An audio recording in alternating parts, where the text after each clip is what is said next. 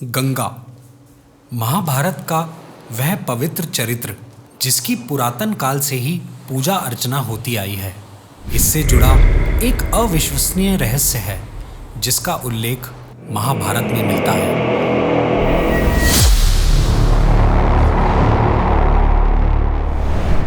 इस कथा के अनुसार गंगा ने अपने 7 जीवित पुत्रों को नदी में बहा दिया था। नमस्कार दोस्तों, स्वागत है आपका हमारे चैनल द माइथो टेल्स पर।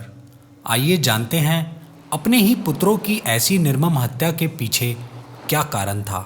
महाभारत में राजा शांतनु और देवी गंगा के प्रेम प्रसंग का उल्लेख है।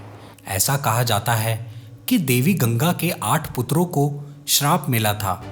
महाभारत के आदि पर्व के अनुसार एक बार 8 पुत्रों, जिन्हें वसु कहा जाता है, अपनी पत्नियों के साथ मेरु पर्वत पर विचरण कर रहे थे।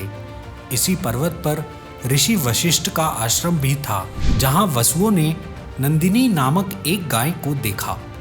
देओस नामक वसु ने अन्य सभी वसुओं के साथ मिलकर अपनी पत्नी के आग्रह पर उस गाय का हरण कर लिया।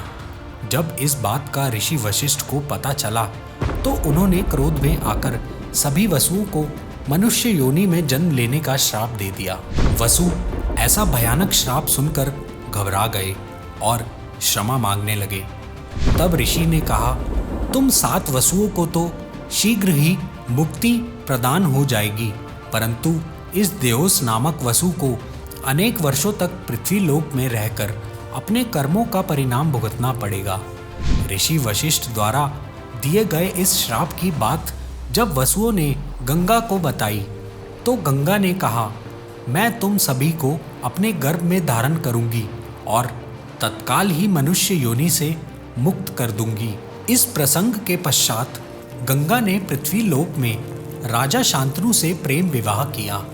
विवाह के समय गंगा ने शर्त रखी कि यदि राजा शांतनु ने जीवन में कभी भी गंगा को किसी कार्य को करने से रोका या कोई प्रश्न किया तो वो राजा शांतनु का परित्याग कर देगी। विवाह के पश्चात गंगा गर्भवती हुई। जब पुत्र का जन्म हुआ तो एक अविश्वसनीय घटना घटी। पुत्र को जन्म देते ही गंगा ने उसे नदी में प्रवाहित कर दिया। राजा की आत्मा तड़प उठी, परंतु विवाह के समय दिए हुए वचन के कारण उन्होंने कोई प्रश्न नहीं किया। इसी तरह की घटना 7 पुत्रों के जन्म तक घटित होती रही। राजा शांतनु पूर्णतया टूट चुके थे। 8वें पुत्र के जन्म के पश्चात जैसे ही गंगा उसे नदी में प्रवाहित करने के लिए जाने लगी, तब राजा शांतनु स्वयं को नहीं रोक सके।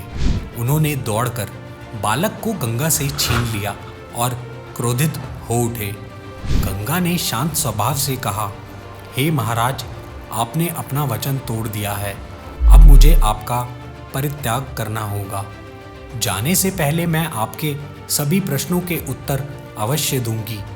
मैंने अपने पुत्रों का जीवन छीना, इसका कष्ट मुझसे अधिक किसी को नहीं होगा, परंतु मैं उनका भविष्य जानती थी, इसलिए मुझे उन्हें जन्म देते ही मृत्यु देनी पड़ी। हमारे 8 पुत्र श्रापित हैं। इनका जन्म हर क्षण दुख सहन करने के लिए ही हुआ था, इसलिए जीवन के कष्ट से बचाने के लिए मैंने जन्म लेते ही उन्हें प्रवाहित कर दिया, परंतु आपने 8वें पुत्र को बचा लिया। यदि आज आप कुछ ना कहते तो हमारी अगली संतान इस संसार के लिए वरदान होती। अब हमारे 8वें पुत्र को जीवन भर कष्ट भोगने पड़ेंगे। मैं अभी इसे अपने साथ ले जा रही हूँ। आपके वंश के अनुसार इसे योग्य बनाकर आपके पास वापस लाऊंगी।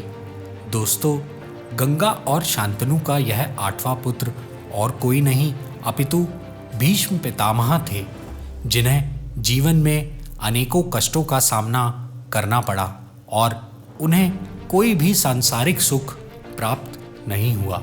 आशा करते हैं आपको हमारी आज की ये वीडियो भी पसंद आई है, तो हमें नीचे कमेंट बॉक्स में बताएं।